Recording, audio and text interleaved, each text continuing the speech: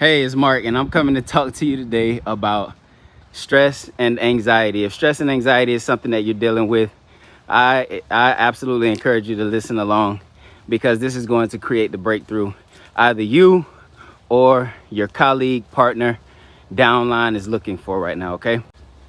So if stress, anxiety, work-life balance, if these are issues that you're struggling with right now, it really boils down to two things: the what and the why.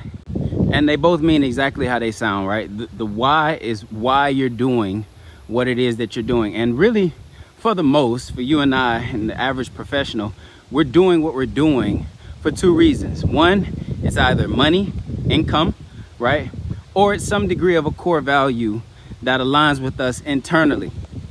Otherwise, you could call it purpose, right? Now, if your first why is for profit or money or income, then the issue that we would naturally deal with is that you have no control over that. Right now, you, your team, no one has any control over who is willing to give you their money. You have zero control over who's willing to part with their hard-earned cash and give it to you. And so naturally, this creates a lot of unknown variables. So of course, you're going to be stressed if the things that you are trying to attain are out of your control. Can't stress that would naturally bring stress to any man or woman, right? And not to mention, if you go through, putting together strategies and getting other people involved in labor and time, energy, effort, thought power, resources, relationships that go into actually delivering on this, of course it'll create anxiety. Of course it'll create stress if you have no end in sight. And this is important. Why? Because the reality is, regardless of whether you're doing it for profit or for purpose, you're going to have to work. That's a given. You're going to have to do the work, right? But this is what makes the why so critical. Sorry about the wind. This is what makes the why so critical, okay?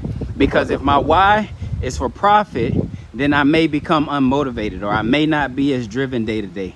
I may not be able to connect dots. I may not be able to deliver on promises. But if my why is for the sake of purpose, now the work changes, because now the work is about what? Well, at that point, it's about me being able to become a better self, improve me. It's about me becoming. Work literally means to become. Did you know that? Now, when I frame my work behind me just becoming a better individual, becoming a better high-performance leader, becoming a better professional in the workplace, that changes the scope and that changes the dynamics. It's a perspective thing, right?